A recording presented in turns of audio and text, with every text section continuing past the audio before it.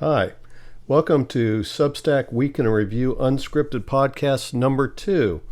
I am the founder of and the author for Pegasus Research. I am an economist and a military historian. I know that's quite a combination. And this week we will go over the 3 articles that I've submitted. If you like my work, you can join to be a subscriber at Substack, or you can go to my Patreon page, and I'll put the link in this podcast in the comment section. Anything that you can do, you like my work, anything that you can do, whether on Patreon or even being a free subscriber, always helps get the word out of my work. So without further ado, we will go into the 3 papers that I submitted this week. The first was The Specter of Terrorism Hits Moscow. The other one is Another Incident at the Second Thomas Shoals. And then something very closely related is the Chinese Communist Party's Maritime Militia. So, as like last week, or number 1, the premiere broadcast, we will talk about a little bit more in depth in the papers, kind of see what my some of the thinkings, method of madness, additional thoughts, any clarifications. So, as everybody knows, there was a terrorist attack in Moscow on a week ago, or just over a week ago, on Friday, March 22nd, 2024, in a rock concert in a suburban part of Moscow. At about 8 p.m., 134 people were killed and 150 wounded, and that has since been changed as of today. It was 143 killed. Unfortunately, some of the people that were wounded ended up passing away, and 205 people were treated at the hospital with varying degrees of injuries. And I think as of last count, there's still 9 people in serious condition in the hospital.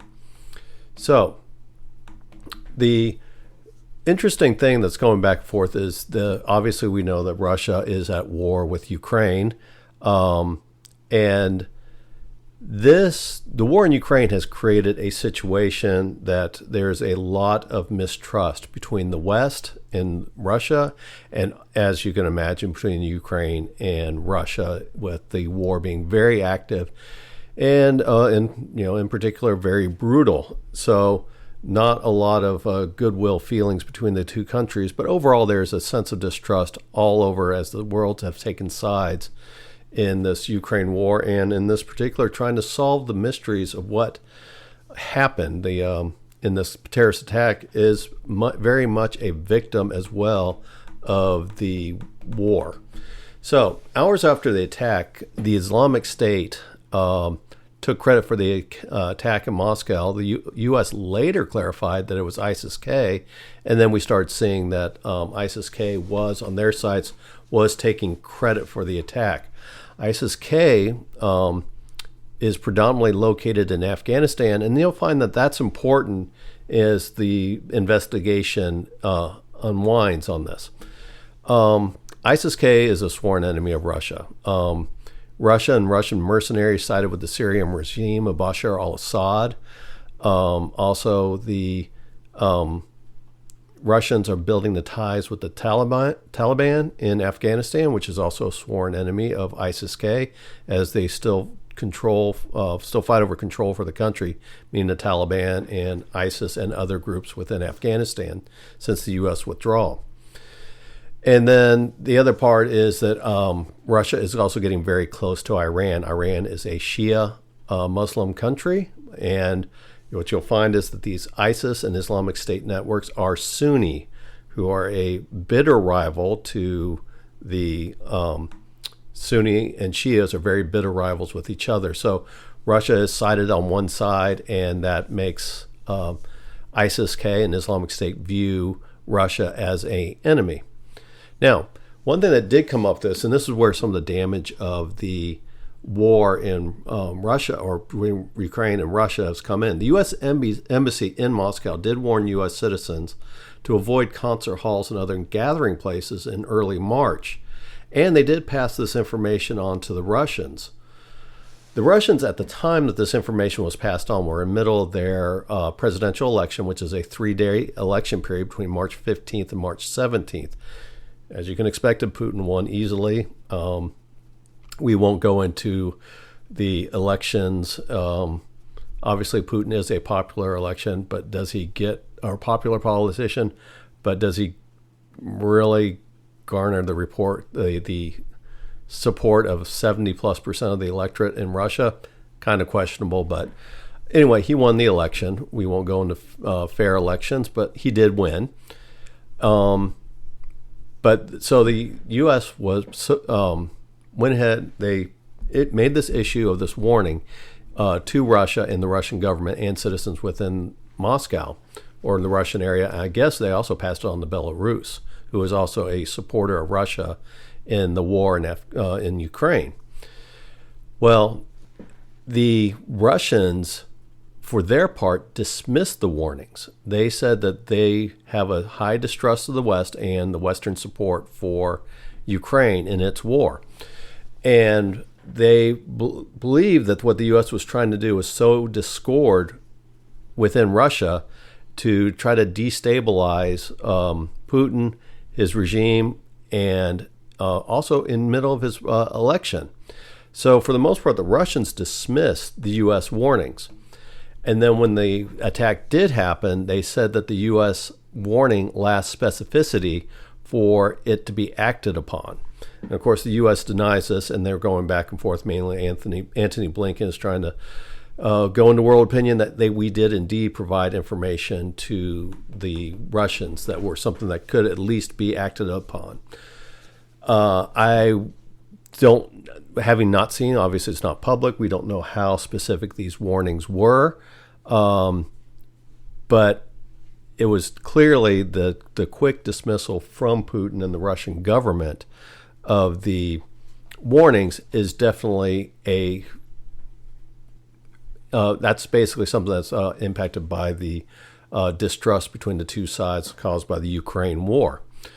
Now, one thing that did this, that the Russians, for their part, is they were looking at it. They obviously being at war with Ukraine, they immediately suspected that the Ukrainians were behind this, and stated so. Both the FSB, which is the state service, security service, and the federal security service in Russia, which replaced the KGB when the Soviet Union fell. So both have stated that they believe that the Ukrainians were behind this. The only proof that they've provided is that they were heading to, that the terrorists that they caught the 4 gunmen and 7 others, and they said they were heading towards the Ukraine border, whatever that means. They were obviously heading south. If they did cross into Ukraine, trying to make it into Ukraine, that makes sense from the terrorist point of view, because obviously Russian forces can't operate, police forces cannot operate inside Ukraine. It's a hostile environment, and Ukrainians, most likely, if they caught them, would not turn them over to the Russians. So if somebody was trying to escape, in this case these terrorists are trying to escape, Ukraine would be a logical place to try to escape, but also they could have been trying to get back to the former Soviet Asian republics, where they could find safe haven or kind of disappear into the vast steppes of those countries. So they were heading south. The most likely conclusion that the Russians had is that they were going to Ukraine. So they are using that as being able to say that Ukraine is a player in this particular terrorist attack. They look at it from the point of view is that the Chechens in the 2004, which was the deadliest attack up to this point. So 20 years ago, the Chechens attacked a school in Russia and killed about 300 or so victims, mainly school kids or school-age kids. And the Chechens attacked the Russian school, citing that they were fighting for the independence of Chechnya, which was at an actual war with the Russians, on and on, off again, whether it was a full invasion or just a low simmering insurgency war. So the Russians connect that obviously Ukraine is fighting also for against Russia, and that by association it must follow the same rules as what the Chechens did, is that they would attack Russians in a retaliation for what the Russians have done inside Ukraine in the Ukraine invasion, and it was just another way to strike back. Now, Ukraine leaders have stated that some, not all, that they would like to carry the war into Russia and make them feel pain for what Ukrainians go through on a nearly daily basis. But the fact is that the terrorists going to Ukraine or trying to get into Ukraine, as the Russians stated, does not implicate that the Ukrainians were involved. That the reason why, that from the Ukraine perspective, is why it doesn't make sense is that the Ukrainians are wholly reliant on the West to provide military and economic aid to keep their government going. The West has been a victim of terrorist attacks, obviously the 9/11 in the United States, the London bus bombings, the truck attacks in Nice, France. So the West has felt the specter of terrorism. They were involved in Afghanistan trying to eliminate the Taliban, who were parties that were also responsible for the attacks on 9/11. So the West is not tolerant of the idea, at least not the public is tolerant of the idea of supporting state-sponsored terrorism. And if Ukraine was involved in executing this attack in Moscow, that would be a form of state-sponsored terrorism. And as we've seen in the news, the support for the Ukraine war in Europe and the U.S. is overall that the support is still with Ukraine, but it's soft support. You would see that support collapse away if the public saw that the Ukrainians had committed state-sponsored terrorism in Moscow against innocent concert goers. So it seems like the Ukrainians do not have motivation to do that, nor have they ever shown inclination to use terrorism as a political act in their war with Ukraine. So the other part of it is that France, their president, Emmanuel Macron, is looking or has proposed to NATO members that NATO and European troops should consider getting involved and sending troops into Ukraine itself for various missions. Now, we won't go into specifics of the Ukraine or the French proposal for Ukraine, but this is another problem, is that if Ukraine is close to getting that Western aid, or at least the discussion is being open door with support from Finland and Poland to at least be open to the idea, and in the Baltic states, I think Estonia and Latvia are also at least open to the idea, not endorsing it, but at least open that it should be on the table to be discussed, deploying troops to Ukraine. If Ukraine was behind the attack in Russia, all that evaporates. The French are still reliant, and again, in Europe, they're still reliant on public support for the war.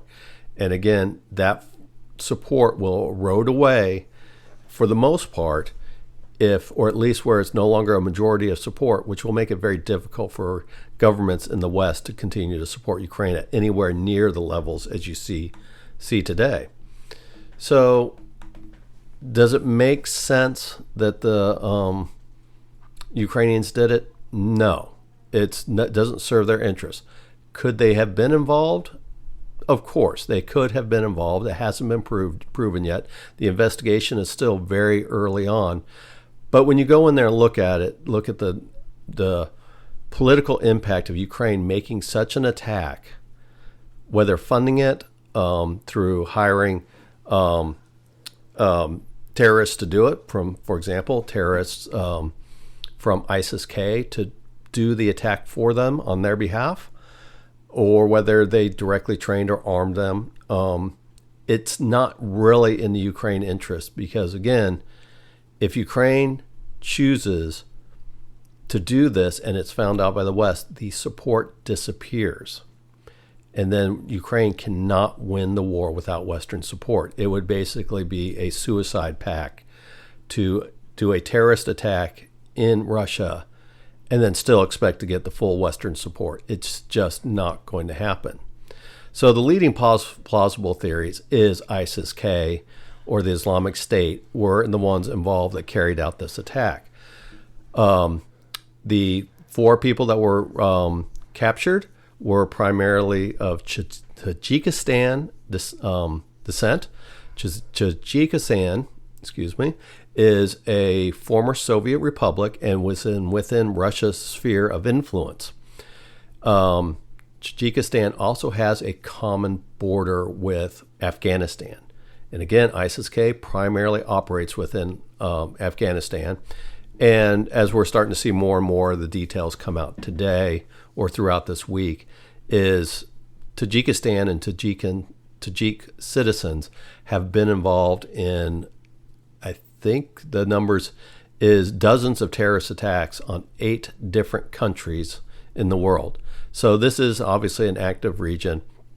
It's easy to pass back through the porous borders between Afghanistan and Tajikistan. And on top of that, if you're a Tajikistan citizen, you can enter Russia without a visa and stay there for 90 days. So they do have some type of open agreement that citizens of Tajikistan and Russia can pass through the area. So it would be an easier way to carry out an attack, being from ISIS-K. If they wanted to carry out an attack against Russia, their sworn enemy, it would be fairly easy to do so through passing through Tajikistan and then moving into Moscow.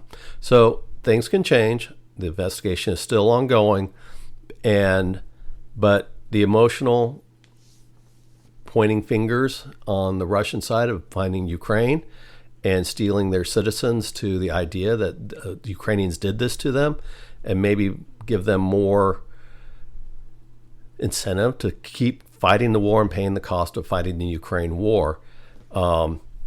That could play a role in why the Russians are finger pointing, or they are trying to cover up their failure that they allowed a terrorist attack to occur on their soil in the time of war, which might start creating questions of what did the war in Ukraine cause the FSB to strain their resources, and they turn and this attack just slipped through the cracks and killed and was responsible for 143 Russians dying.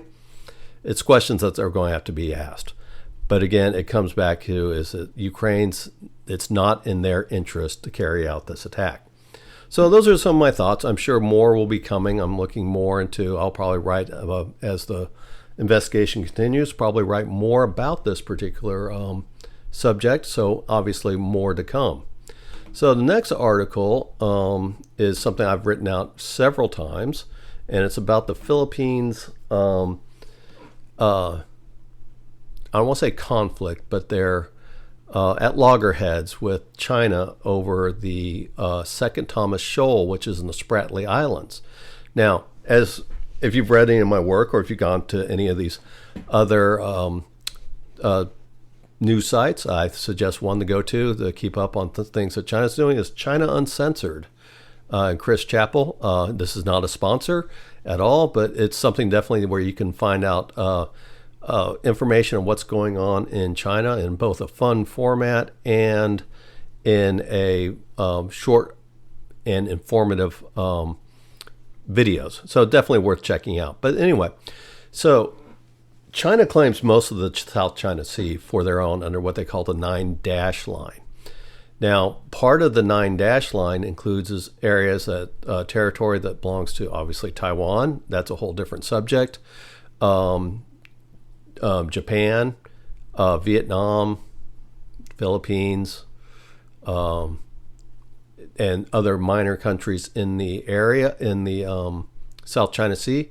Basically, China claims the South China Sea for their own.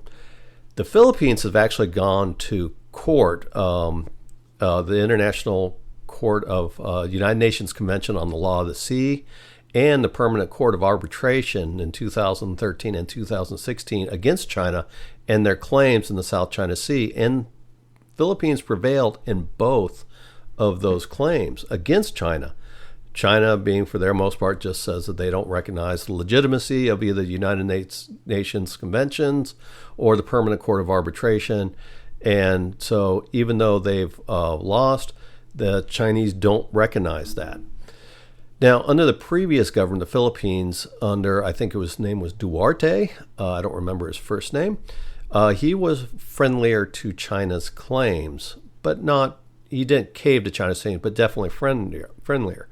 The current president of the Philippines is Ferdinand Marcos Jr., the son of the longtime leader of the Philippines, and some say a dictator. Certainly a longtime president, and if you want to talk about Putin's questionable legitimate elections, you could probably say the same thing about Marcos. Marcos's father, not Marcos Jr., the current president. Well, he's taken a much more harder stance against the Chinese position inside the South China Sea. And the one flashpoint that the Philippines are focusing on is the Second Thomas Shoal in the Spratly Islands, and it's also part of the exclusive economic zone of the Philippines that is internationally recognized. So this is prior to Marcos, but what the Filipinos did is they took a naval ship and they beached it on the Second Thomas Shoal. And the idea is that if there's a permanent presence there in these islands, that the Chinese cannot claim them as their own.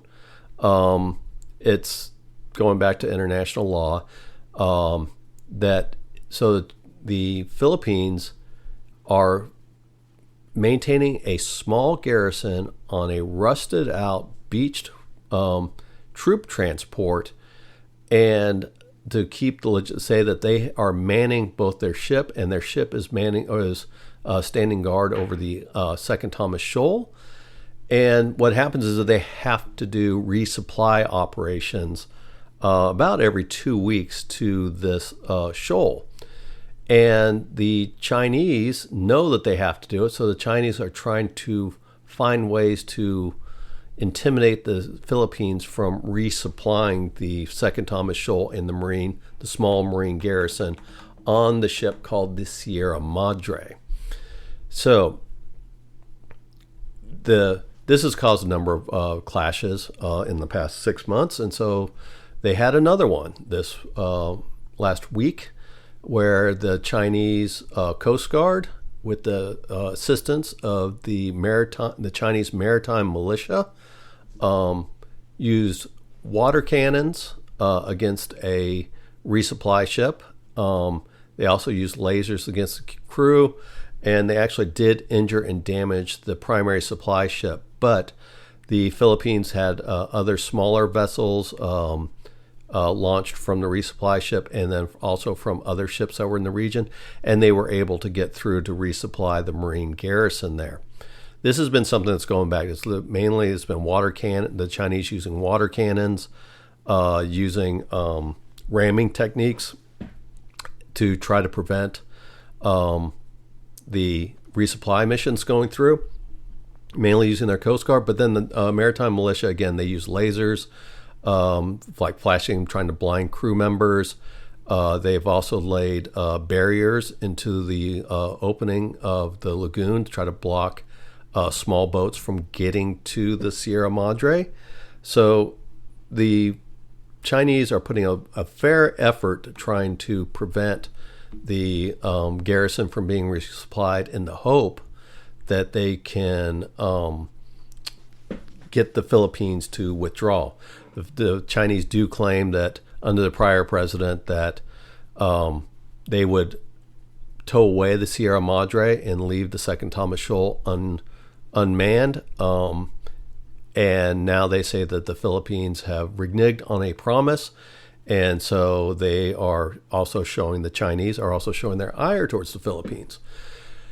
The Philippines, for their part, keep going back. They keep going back. They keep looking for those incidences They are not using military force. They are not sending in the bigger. They do send in their Coast Guard and some naval support and some civilian ships, but they're not trying to go in there and try to do a military standoff. They're letting the Chinese be the aggressive ones in this case, and often China does not want to be seen in those light because they do look at their reputation and their legitimacy as being the not being the aggressive country. They're the reasonable ones, and as they try to present themselves in the eyes of the world. And the reason why, if you don't submit to Chinese claims or their will, you are the unreasonable one. They are the area of reason, according to Chinese law. Or Chinese theory, at least of the Communist Party. And so what's happening is, as the Philippines keep going back, and being willing to make China look like the aggressor, the Philippines have gotten to the point that they're actually bringing news crews and cameramen to go see these events and see what the Chinese are doing. And this looks bad to the Chinese. So the defense minister for the Philippines, Gilberto Teodoro, excuse me if I'm mispronouncing his name, he says that China, if their claims are so strong and they feel like they have the right, why don't they go back to arbitration court to basically justify their claims in the South China Sea in general, and the second Thomas Shoal is in particular.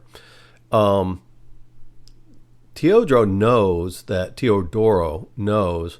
that they've already lost twice. China's lost twice in the court. They're not going to win again. Nothing has changed from this position of the two courts in 2013, 2016 that ruled against China.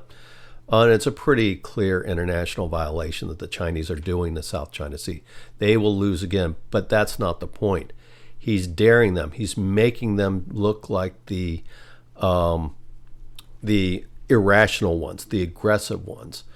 And for their part, the Chinese say that the relationship with the Philippines is at a crossroads, and that they need to, quote, step carefully in their next moves. Again, a threat from China, a bigger country against a smaller one. So the one thing that goes in the Filipinos' side where they can press their advantage is they have a U.S. defense treaty, the U.S. and the Philippines have a defense treaty, and that the Philippines can call upon that defense treaty. Now, the previous president, Duarte, was not a big U.S. supporter. Marcos is much more open to U.S. help. He's using this to his advantage. He's got this treaty, this defense treaty, where the U.S. is obligated to come to the aid of the Philippines if they are attacked. China knows that. They cannot attack or use military force against the Philippines without starting a wider war with the U.S. and U.S. allies. The Philippines are also working with other powers in the area, Australia, Japan, Vietnam, and trying to strengthen its ties in the areas, which means that they have more and more allies against China's claims. Because a lot of these countries also, like Vietnam in particular and Japan, both have claims against China's claiming of large sections of the South China and East China Seas. So this is something that the Philippines are using to their advantage. Normally, in the unconventional warfare that we'll go into the next paper, is a smaller power can be that the Chinese would normally dare that smaller power to militarily attack them, so that the bigger power, China, can turn around and attack them, saying they were defending their citizens and protecting their territory. If they choose to turn around and attack the Philippines, they do risk bringing into the U.S. But let's say, even go into the part of, from a perspective, let's say the U.S. doesn't want to get involved in this. And so The Philippines also have an advantage over the Chinese, is that with the Taiwan still being under as a independent country. I know they don't, Taiwan or the Chinese don't state that Taiwan is an independent country, but it has its own government. By all purposes, it's a country. And while China has threatened to invade it, they haven't. And so there's something called the First Island Chain. And the First Island Chain extends from the Kuril Islands through Japan, the Japanese archipelago, the Ryukyu Islands, Taiwan, northwestern portion of the Philippines, and then goes all the way towards Borneo. So this island chain is where China is kind of hemmed in by the First Island Chain. With Taiwan being such a large island and being between the Philippines and mainland China, China cannot effectively operate into the Philippines coastline with their shore-based aircraft, and their Navy is they can put small amounts of their naval forces in the area, but if they wanted to take a campaign against the Philippines, they have to carry their fleet to operate outside past Taiwan, which will not be a friendly country. They will not attack China, of course, but the Chinese would have to work around Taiwan, and that also means their air power would have to work around Taiwan. So they don't have their shore-based, their mainland-based aircraft is at the limit of their extension to work against the Philippines, which is the Second Thomas Shoal is very close to the Philippines. It's within less than 100 miles of the main Philippine islands. But Chinese would have to fly, and they would actually have to take a longer course to fly around Taiwan. Also, a lot of the Chinese have not perfected air-to-air refueling as to the extent as the U.S. does. So that limits the range of their aircraft. The Chinese also, in a paper I wrote about, talked about their carrier fleet. They've got 3 aircraft carriers, 2 that are active, one that's still going through. Last I saw, it hadn't actually started sea trials. They would have to use their aircraft carrier. Their 2 aircraft carriers would have to operate inside the Pacific, and their nascent aircraft carriers are not a provable commodity, and they don't have a lot of aircraft, especially if they have to go against the Philippines, working so close to their air bases. So the Chinese cannot effectively, project power to the Philippines at the edge of the First Island Chain as long as Taiwan is not in their control. So this is a fight that the Chinese don't want. So they're going to try to intimidate, but for the most part, they can't really do a lot if the Philippines are not going to cooperate. And right now, the Philippines are not going to cooperate. They're not willing. They're not giving in to Chinese bluster. They're not giving in to Chinese threats. They're willing to deal with the Maritime Militia and the water cannons from the Air Force, because they know in the end China cannot escalate this. If China escalates, they risk a war with the U.S. If they risk a war with the U.S., they are going to most likely face U.S. aircraft carriers and working at the edge of the First Island Chain to protect the Philippines. Excuse me. So this is not a war that they want to have. This is to the Chinese disadvantage. A invasion of Taiwan is a fight that they can more likely prosecute. They cannot prosecute a war against the Philippines as long as Taiwan remains under Taiwanese control. So the Philippines know this. They know that they have the advantage. They are causing China to lose face because China is looking as the aggressor.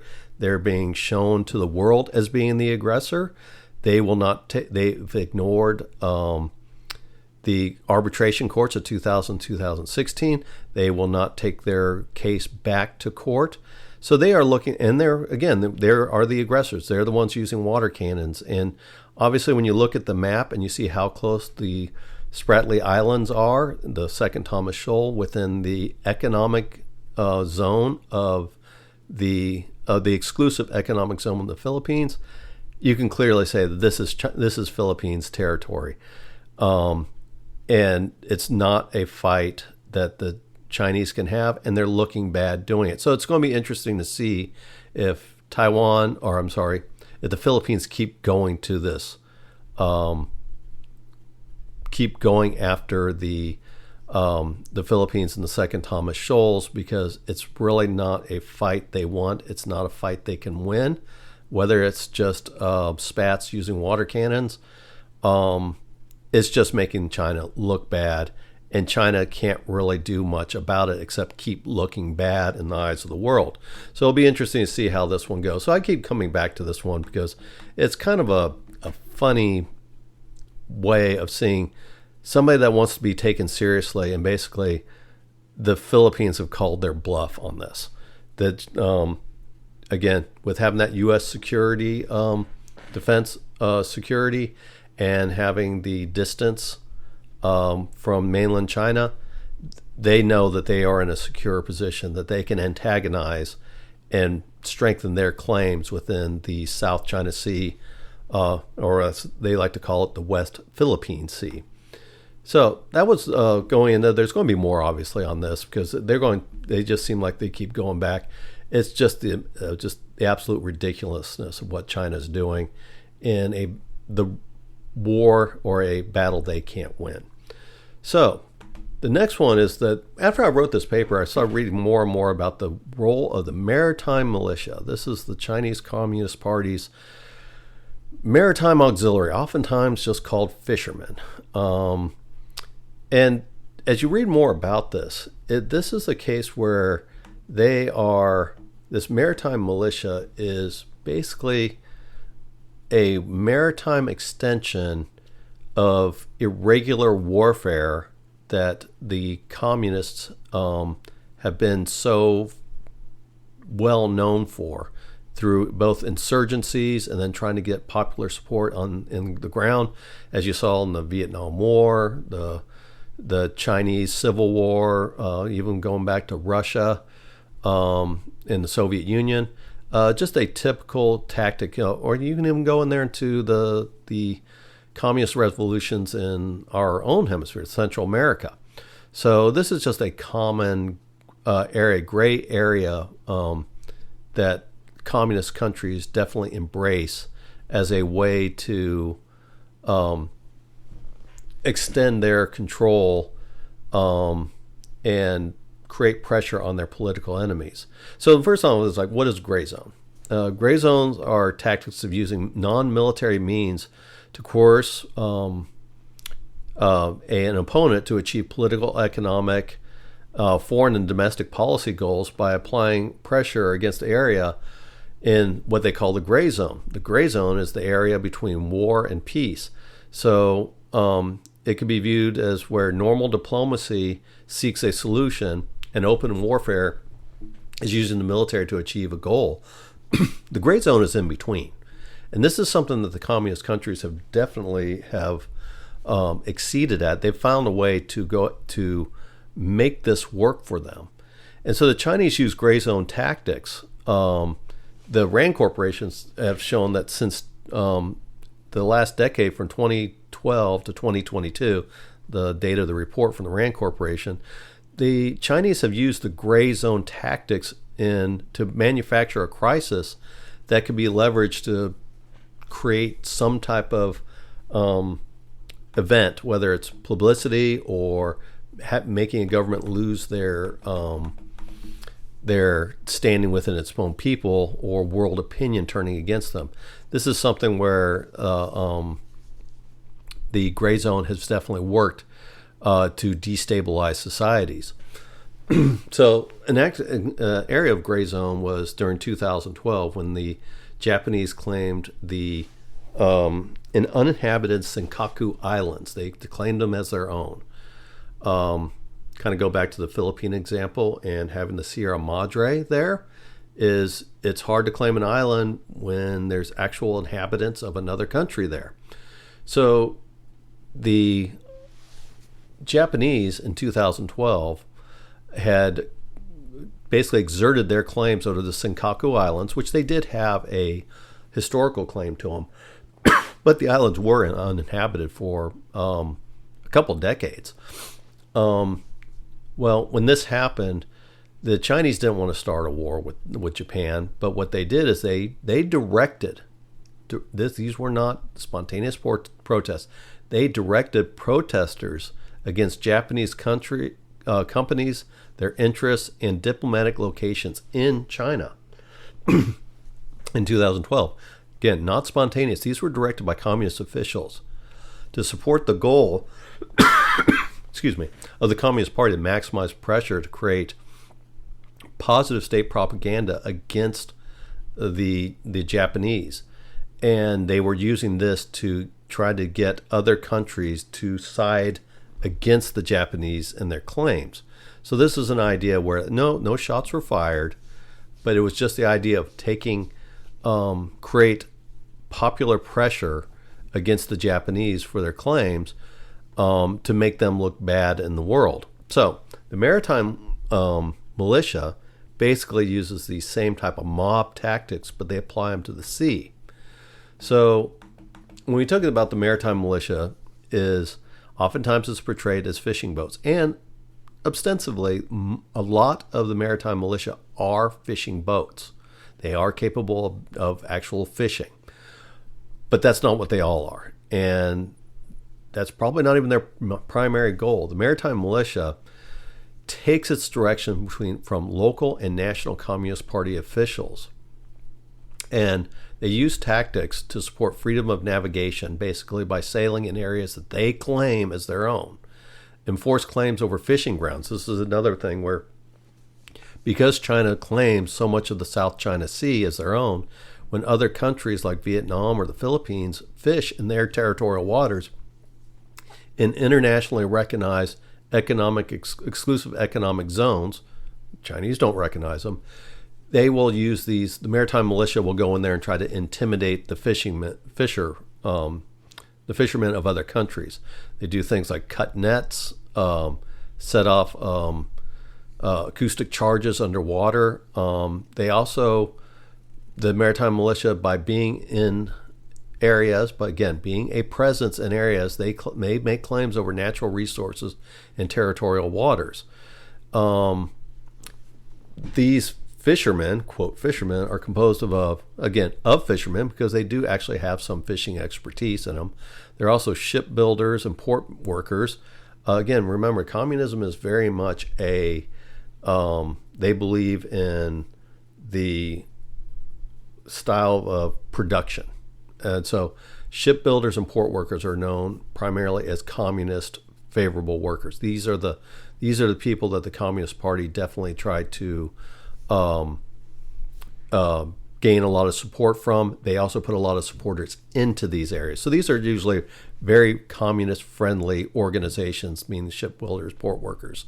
Veterans, of course, also these are the veterans that are politically reliable.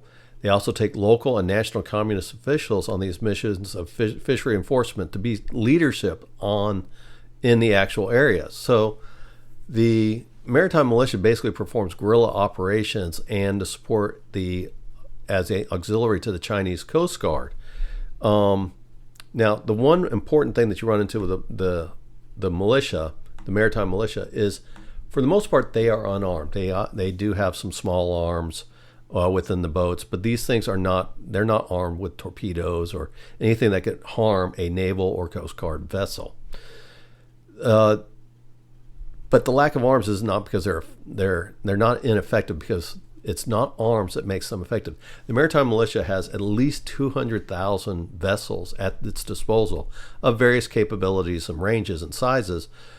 But with this number, they can overwhelm any country's Navy, Coast Guard, fishing boats by just directing those 200,000, of course not 200,000 at a time, but they have a lot of boats they can direct into areas to create problems to any country that's trying to make claims in areas.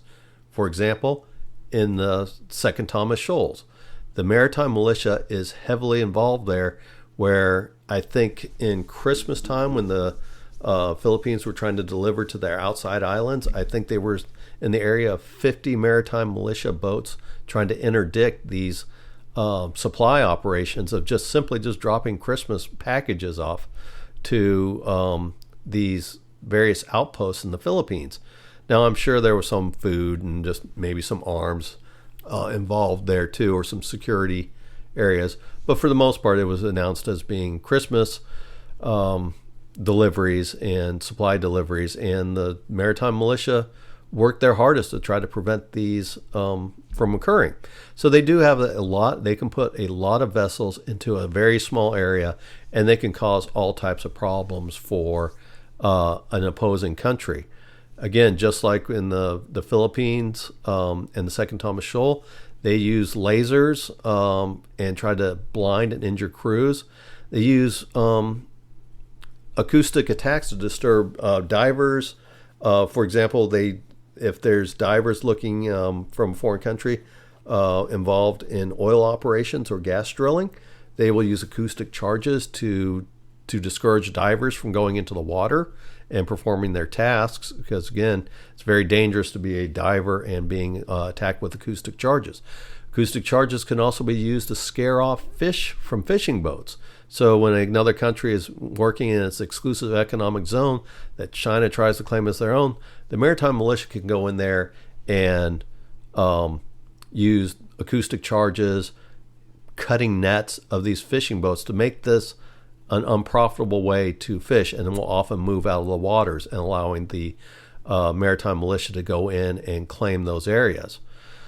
They also swarm opposing ships to block their passageways, or they ram. So this is a case where, again, like in the Second Thomas Shoals, as the Philippine Coast Guard and civilian supply ships tried to support the Marines on the Sierra Madre, they go in there and they use their smaller, more, you could probably say for the most part, they are more nimble craft. They can get in front of other ships' ways to prevent them from getting to whatever their direction they're going to go. Again, ships don't stop on a dime, so oftentimes they have to take evasive action, and that keeps them, again, pushing them either to the Chinese Coast Guard to get sprayed with water cannons, or by blocking their way and these ships turning away from the maritime militia, they can keep the supply vessels or exploration vessels, if it's gas or water drilling, from getting to their intended targets or their intended locations. So again, using swarming tactics. Again, not firing a shot, just able to do this. Now, against a weak opponent, the maritime militia can be provocative and aggressive to attempt to, again, frustrate an opposing country, so they use force against the maritime militia, and then China can subsequently justify using armed force to protect their fishermen and raise the level of escalation. So oftentimes, obviously, a small country is not going to want to challenge China, one of the most powerful countries in the world and the one with the biggest navy. So again, most small countries are not going to challenge China in this way. So they will often try to avoid having any type of confrontation with the Chinese, and this means that the Chinese can push their claims, because a smaller country will not challenge the claims, these, we'll call them illegal claims of China. Now, the against the bigger enemies, like let's say the United States, is they have to adopt a different strategy, because they cannot stop the U.S. Navy. They cannot stop, for that matter, the Japanese Navy. So all they can do is try to slow or stop them from performing an action like a freedom of navigation exercise. The U.S. commonly holds these in the South China Sea, just to show that they do not recognize the Chinese territorial claims in the South China Sea. So they use these actions, but they're not going to try to lure the U.S. Navy into a fight, because this is not a fight that the Chinese want. So they just use it as a way to annoy, get in the way, and it's a form of protest that China can use against these larger, more significant opponents. So there's just two recognized strategies the militia takes up, and that's one against a strong opponent, one against a weak opponent. Now we're going back to the Philippines. Think about the Philippines. They are a small country that cannot really stand up to the Chinese. They do have the advantage, again, of Taiwan being still an independent nation. I know the Chinese hate that, but independent nation. They cannot effectively operate against the Philippines distance-wise. The other part of it is they have this defense treaty with the United States. So the Maritime Militia runs into a case where, excuse me, their tactics are both running against a strong enemy and a weak opponent, or a strong opponent and a weak opponent. This is what's confounding the Chinese in the Second Thomas Shoal, because no strategy that they traditionally have works. So this is one, again, where it comes into, as long as Taiwan's as a independent country and not invaded by China, the Philippines is the wrong fight, even with the Maritime Militia, for China to have. Now, going back to the ideas with the Maritime Militia, is their potential numbers. They can just overwhelm. They can just use those numbers to overwhelm any type of force in the area. Again, one U.S. Navy destroyer facing 5, 6, 10, 12, 50 fishing boats that are staggered in their way. This is an awfully slow any type of progress. And certainly these navies, for example, these are civilian ships. I know that they're directed by the Communist Party, but the idea is they're civilian unarmed ships. The standard rules of engagement in naval warfare do not really apply, both for the navies and the coast guards. Just blocking the way and being an annoyance with their lasers and setting off acoustic charges, it's not enough to raise the level of some type of armed conflict on the high seas. So naval warfare, standard naval rules of engagement, standard Coast Guard enforcement tactics are not effective against this type of war. So outside of the Philippines, it's become a very effective way for countries or China to operate. Now, these two tactics that the Chinese take, one against the strong force and one against a weak opponent, is if the tactic is successful, even in the littlest bit, and the countries give in to the Chinese claims, even into the smallest degree, they are moving that Overton window just a little bit. And then so the China comes back and repeats the same tactic. So it's like, okay, weaker opponent doesn't want to give in to China. They don't want this fight with China, so they're willing to give in. So China pushes it just a little bit further, and the window moves a little bit farther away. So they just keep making their incremental claims. They're putting pressure, and before they know it, they've got all these claims that the Chinese have basically gotten all these concessions from these countries because they don't want to fight. The other side of it is a more aggressive opponent is like the U.S. Navy, for example. They don't have that rule of engagement to deal with this maritime militia. So what will happen is they know that China is just waiting for a fight. If the U.S. Navy goes in there, for example, and hurts one, destroys, or does some type of major damage and leads to death or injuries of somebody on this maritime militia fishing boat, then that major power, the U.S., will become more cautious because they know that that's going to cause an international incident. May not lead to a shooting war because, again, China's not really using the maritime militia to start a war. It's not a force for that. It wants to create pressure through, again, using some type of international crisis.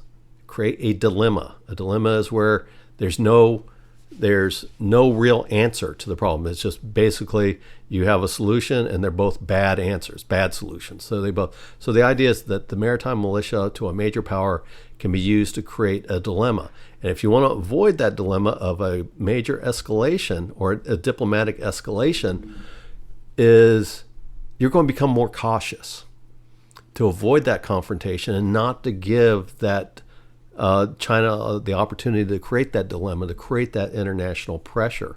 So you're going to avoid it. So what happens is when you create that void by avoiding like a freedom of navigation exercise, maybe you, instead of sailing within 25 miles of some reef that the Chinese are claiming, you're going to do 35 miles. Well, the maritime, that void that you've created is going to be filled, again, by the maritime militia or the Chinese Coast Guard. So you're going to push them a little bit farther. And so that if you go in there or you adjust your tactics where, hey, we're not going to do freedom of navigation in this islands again, they're going to fill this void again. So what's going to happen is that whether you become more cautious to avoid escalation or you adjust your tactics to avoid another similar escalation, this also serves the Chinese purpose. So this is where it's very effective in the idea that the maritime militia can do. So to sit there and say, to summarize, the maritime militia is an extension of the Chinese Communist Party. It serves the Chinese communist the communist masters in Beijing and also the local communist officials. It follows the typical communist doctrine of using irregular force to form a crisis and creating a dilemma that is hard for opponents to counter. Being too nimble only leads to increasing pressure, and being too aggressive against an armed force could lead to a military standoff for confrontation. And this would include a propaganda campaign to shape world opinion. That's a lot of this, shaping world opinion, changing behaviors, because you want to avoid that confrontation with the Chinese or the international incident. So you're willing to give them just a little bit more, and if you give them more, they take more. So again, this is something that they can justify by, hey, China can say, hey, we didn't use the armed force. These were fishermen, and you were intimidating our fishermen. So again, it's something they use to look bad, using basically civilian-like pawns to try to push an agenda that they don't necessarily have to push through war. And certainly, again, China has failed to, through diplomatic means, has failed to convince the world their claims in the South China Sea. So this kind of goes back to the paper that I did before on the Philippines. Is the Philippines they have created a way to push back against the maritime militia or the Chinese strategy of using the maritime militia and Coast Guard in the Second Thomas Shoal. Again, they're a weak opponent, but they have the advantage of a U.S. defense treaty. They also are at the extent of the Chinese mainland's military power. They're at the very end of the extent where, as far as that the Chinese can project power, especially that they don't have a use of a effective aircraft carrier fleet to project that power deeper into the sea or into the Pacific Ocean. But also the Philippines are effectively using international organizations to push their case. So they look like they're the ones that are being the reasonable ones. And I would say they are being the reasonable ones. So they are using the Chinese tactic of the Chinese are trying to look, hey, we're the reasonable ones. They're just not accepting our claim. The Philippines are using international organizations like the Criminal Court, the Law of the Sea Court, to give a legitimacy to their grievances that the Chinese are actually actively avoiding. So now it looks like the Chinese are the unreasonable one, where they're usually in the position of trying to look like the reasonable one. The other advantage that the Philippines have is, again, their treaty with the U.S., but they're not sticking to just that. They're not relying on just the U.S. treaty. They're going in there and forming other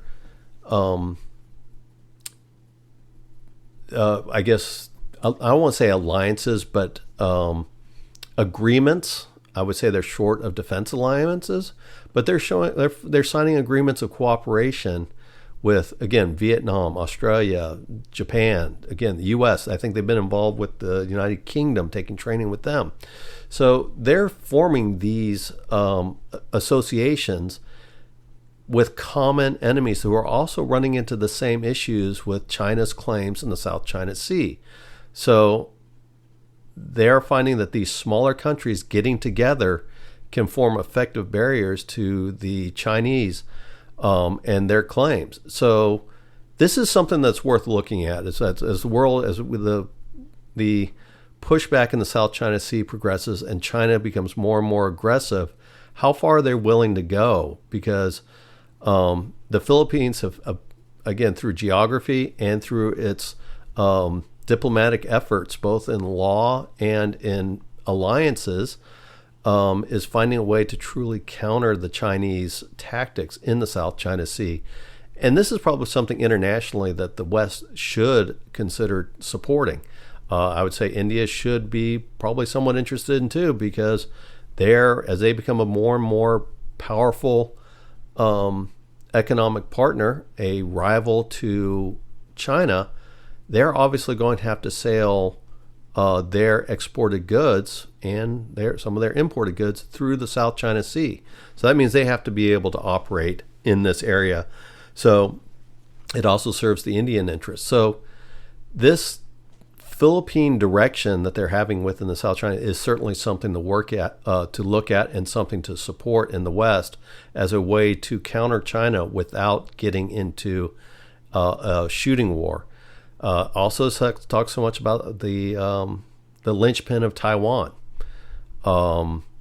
is how important it is to keep Taiwan independent of Chinese control, because it does keep China hemmed into the first island chain, which, again, until China gets an effective aircraft carrier fleet, which could be into the 2030s, 2040s, but it is coming, this will definitely hem in the effectiveness of the Chinese military.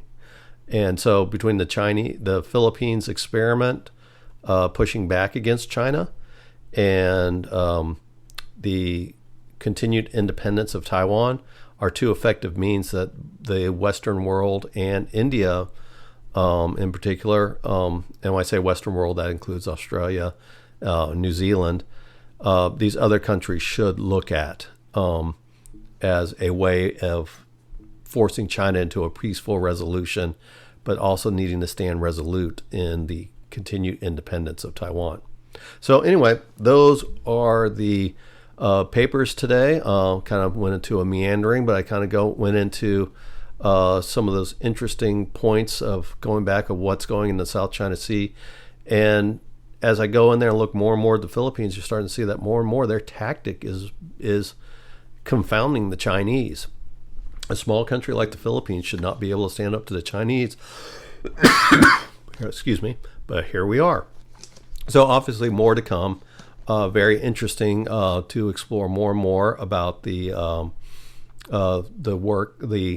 tactics of the Maritime Militia. So when you go on Substack, I have references. All these, excuse me, I have to take a drink. I take references. I provide references and points to go in there and read for yourself. Make your own opinions. This is just my thoughts. So again, I appreciate your time. If you like what I do, you like my work, you like to read it, I just ask you if you could think about becoming a subscriber, even a free subscriber. The more subscribers I have, the more reach I get. I can get in there and you start to see getting in the Google searches and Bing searches and some other search engines. So that's always a positive. So the more, even being a free subscriber is a help for me. Of course, a paid subscriber, I will, as soon as I get paid subscribers, I will do exclusive content for paid subscribers, but we'll certainly not cut off the free subscribers. And also Patreon. You can give on Patreon for $5 a month or even $1. Anything that you can do is help pay for me to continue to do this work. For the most part, it's just my time, but I do have to pay for new sites and access to all these various news sites, because more and more news sites are wanting you to pay. So again, I appreciate your time. So if you'd like what I do, consider becoming a subscriber, even a free subscriber, or a member of Patreon. I will have the link to my Patreon page in this. I also do short exclusives or short videos on YouTube, which is basically just my papers in the first opening paragraph in a format, in their shorts format. I also place on Rumble, and then I've been doing some short videos, which are basically summaries of 2-3 minute videos of my papers each week. So that's something that's new. So you can also look for Pegasus Research on YouTube, Pegasus Research on Rumble. I'm also on X, formerly Twitter, which is always a lot of fun, where I comment on my papers. I post when that's where I put outside of Substack. I put on there when I post, and also some of my thoughts. Again, I'm a veteran, so I do sound off on veteran topics. And so anyway, just consider joining. I thank you for your time, and until next week, have a good day.